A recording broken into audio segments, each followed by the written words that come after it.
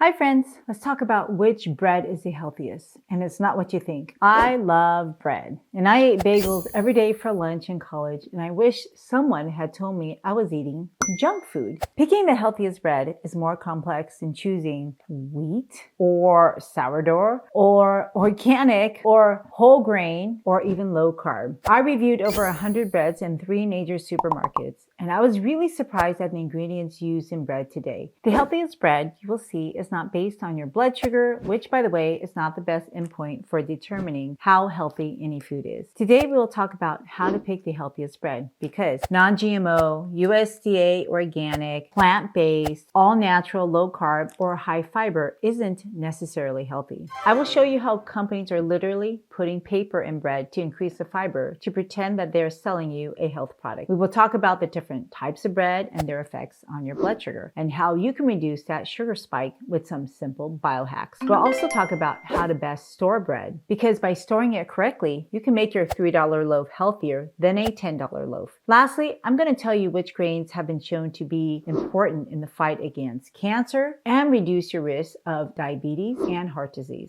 Now let's talk about how to pick bread. If you think the term multigrain, wheat, or gluten-free is healthy, think again. It's important to always read the ingredient label. Without the word whole or sprouted, wheat, multigrain, or gluten-free can all be highly processed, filled with sugars and fats, devoid of fiber, which results in acute sugar spikes within 30 minutes. These two words, whole or sprouted, means quality food by the balance of nature. And that is key. Now, this bread says unbleached enriched flour, and in parentheses, it tells you that it is a combination of wheat and barley. This sounds like it's good for you because it is enriched with 4B vitamins, thiamine, riboflavin, folic acid, niacin, and iron. Ironically, the original whole grain had much more nutrients and fiber. So you are actually getting less nutrients. And this is why you should always eat whole food. In case you didn't know, the label multigrain means the bread consists of at least 1% or 2 or more grains. These percentages are way too low to be beneficial, and it doesn't require that the grains be whole. Your bread should always be 100% whole grain. Now, the second thing to find is under the nutrition table. Find the amounts of fiber and total carbohydrates. Take that fiber number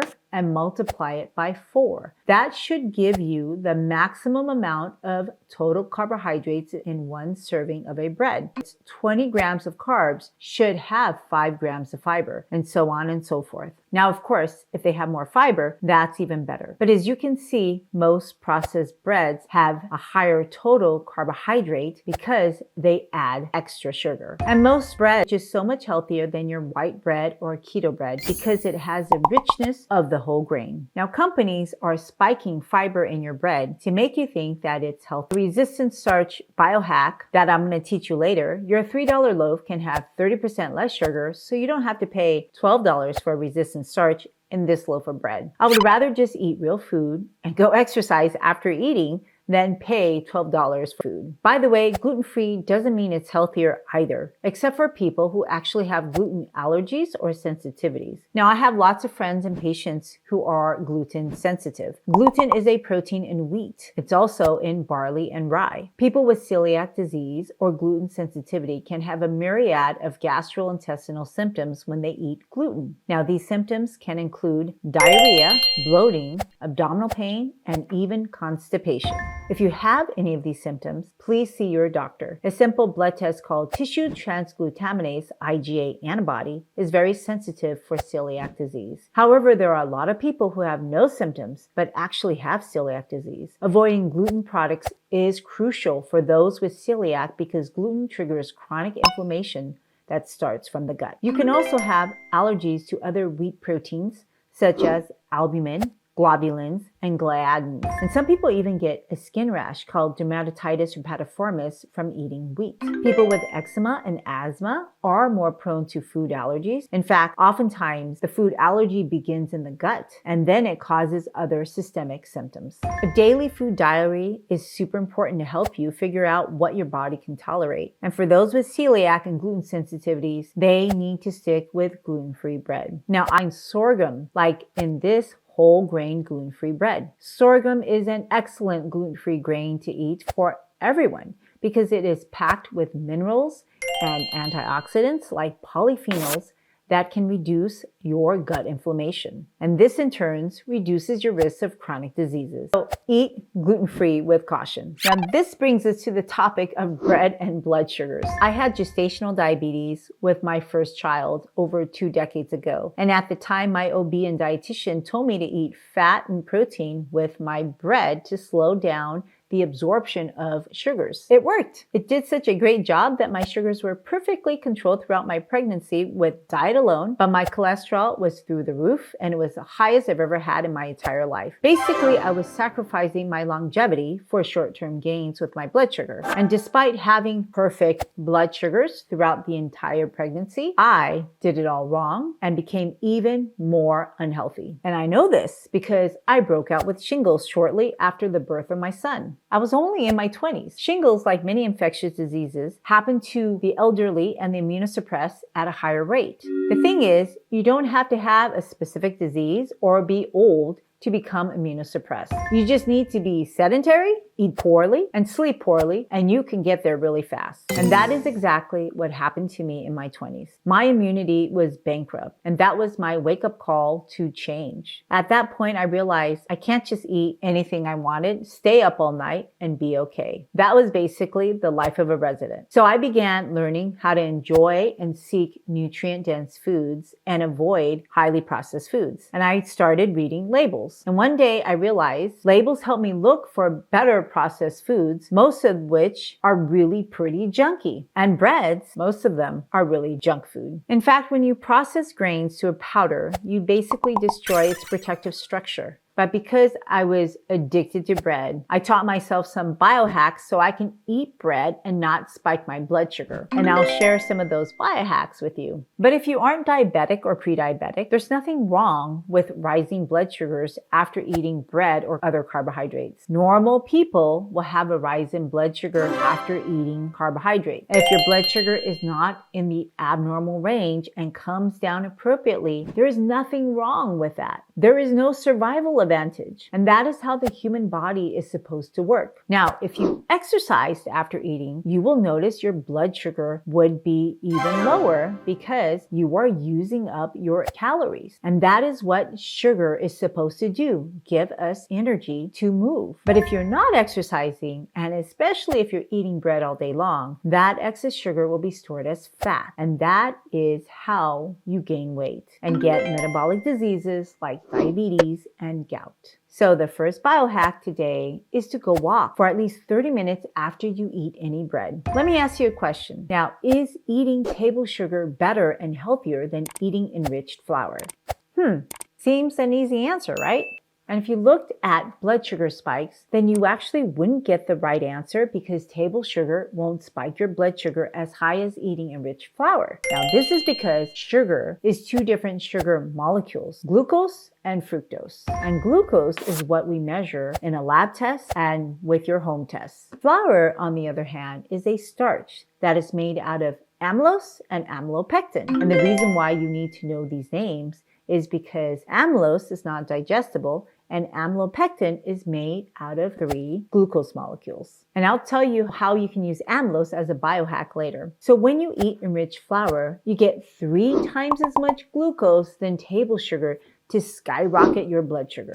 So why isn't table sugar healthier then? And this is where being a medical doctor comes in handy. If you only ate sugar, you actually won't survive for more than a few weeks. But if you ate flour, you can live so much longer. That's because flour is enriched with essential B vitamins necessary for your body to metabolize and use sugar. And that vitamin is called thiamine. This is why sailors used to bring biscuits on their long voyages to conquer other countries. Plain sugar doesn't have any B vitamins, nor does it have thiamine. And this is why looking at blood sugar levels is not an indication of how healthy your food is, since many essential nutrients are not routinely measured in your blood. Also, phytonutrients critical for your immunity and longevity are mistakenly not considered essential. And 2 million sailors died of nutrient deficiencies by eating only biscuits, dairy, and meat. They didn't know that fresh fruits and vegetables are critical to health and longevity. So that's your diet. You should really read about the European sailors during the 16th to 18th century. Now, let's go back to blood sugars. We obviously don't want to have abnormally high blood sugar levels. And if your blood sugars are less than 140 2 hours after eating, that's actually perfectly normal. And it's really hard to tell what your glucose levels are throughout the day unless you are wearing a continuous glucose monitor,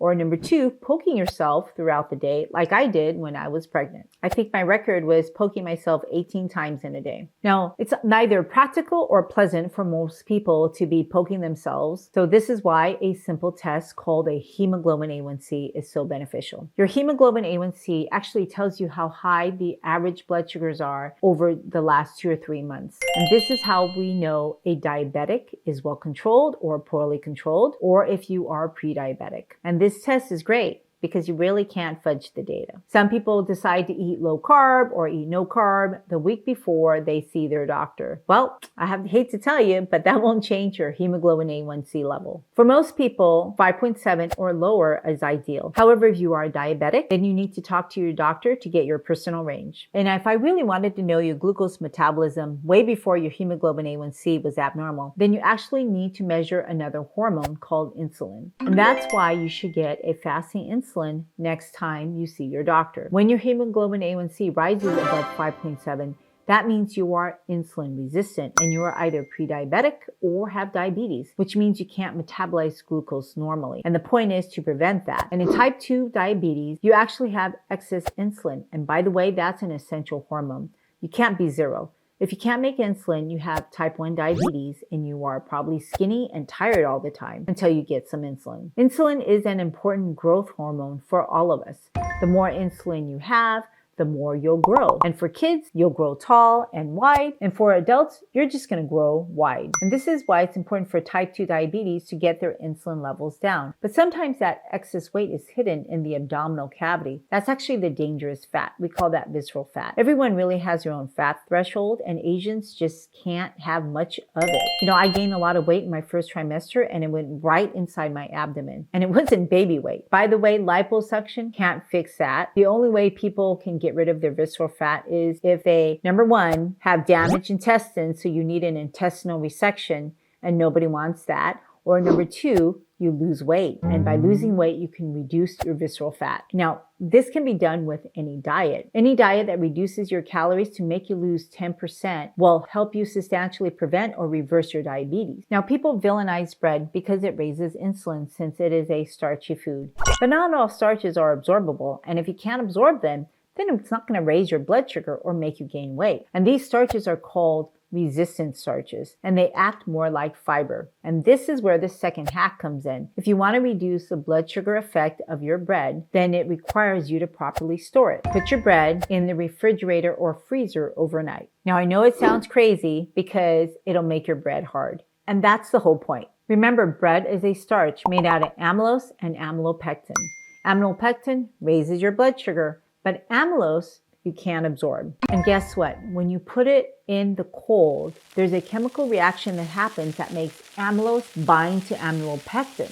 And this turns those starches into resistant starch. And resistant starches are resistant to absorption. So that when you eat that bread after it's been refrigerated, it has 30% less sugar. And this is why keto breads are so expensive. Look at the first ingredient, resistant wheat starch. And they're charging you at least $10 a loaf, and you're not even getting a full regular size loaf. And by the way, the cold slows down mold growth, so your bread can last longer. And honestly, if your bread has that fuzzy white, gray, black stuff, please don't eat that. It's mold. In fact, it can be dangerous to inhale, and that fuzzy stuff is designed to get airborne. They are the baby molds or spores. Don't smell it, don't eat it, just throw it in the trash can. In college, I knew a graduate student who always ate moldy bread. I sure hope his liver is okay. That mold is probably aspergillus that can make spores to infect your lungs and toxins to kill your liver. Now, if you are pre-diabetic or diabetic, the worst breads are low-fiber breads like this white and wheat breads. Both will elevate your blood sugar, especially if you already have insulin resistance. Now, logically, if you don't want to see sugar spikes, then you should stop eating carbohydrates altogether, right? No, it's like covering up a wound with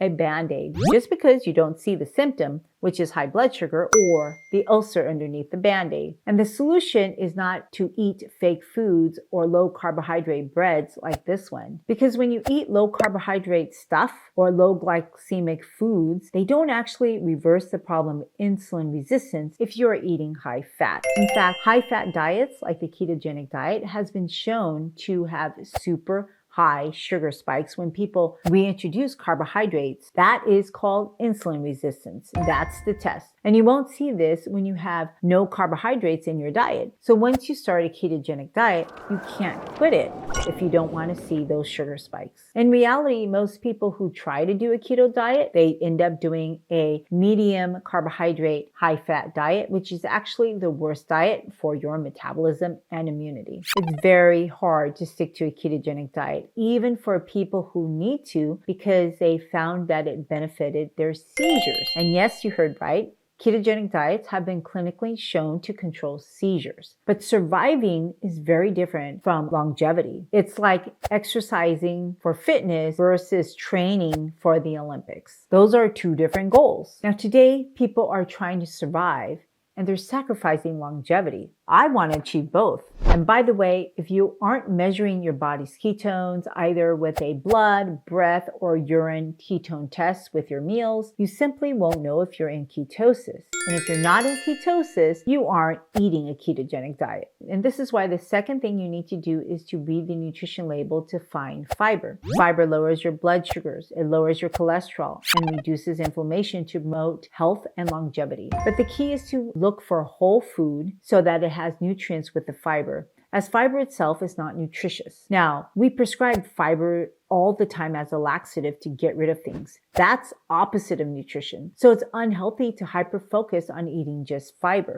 Instead, hyper-focus on eating whole foods that have fiber with a balanced amount of proteins, carbohydrates, fats, vitamins, minerals, and phytonutrients that come along with that whole food. Whole grains have many different types of fibers, including ones that are prebiotics. And why is this important? Because it keeps your gut microbiome in a healthy balance. And if your gut microbiome doesn't get healthy, you lose diversity. Diversity in the gut microbiome has been shown to be the marker of health. Now, if I were to give you a simple answer, I would say white bread is simply the worst bread to eat, not only because it elevates your sugars, but they are stripped of essential nutrients and fiber. Now, sourdough is a little bit better because it doesn't elevate your blood sugar as much, but it still lacks the nutrients and fiber. So how does sourdough work? It's a fermented bread, and the fermentation produces citric acid, which is basically vinegar. Vinegar stimulates an enzyme known as AMP kinase, which helps to reduce blood sugars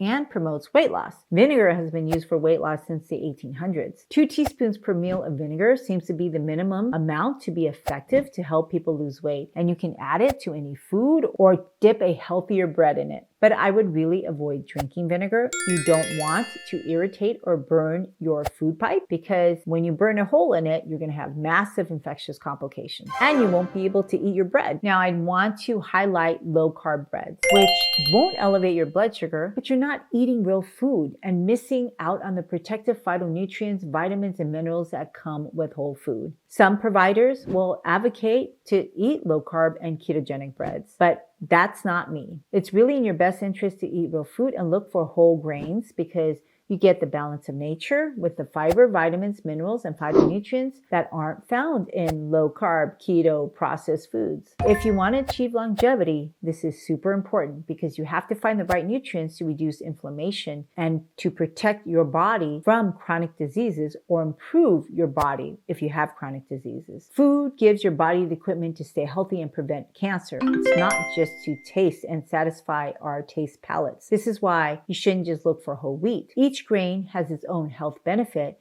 and the more variety in food you get, the bigger the benefit. Now, eating whole wheat daily is better, and it can help you reduce your blood pressure and cholesterol than if you ate processed food. But if you ate some whole oats, you can actually reduce your blood pressure even more. And if you added a serving of barley and oatmeal and replaced it instead of your white rice, you can actually reduce your diabetes risk by 36%. Whole grain rye bread has a phytonutrient called lignin. Women who have high levels of lignins in their blood have 50% less breast cancer rates, and men with prostate cancer who ate high amounts of rye bread had a 180% increase of the death of their cancer cells proven by biopsies. Now, they also reduce a blood cancer marker called PSA by 14%. Whole rye reduce their insulin as well. But treating prostate cancer is very different from preventing prostate cancer. Prevention is best achieved when you start early and you do it daily. And this study highlights the importance of giving your kids real food like rye to help them prevent problems like prostate cancer as adults. There are lots of other whole foods that have lignans and other cancer-fighting phytonutrients. If you want to learn more about cancer-fighting foods, check out the next video.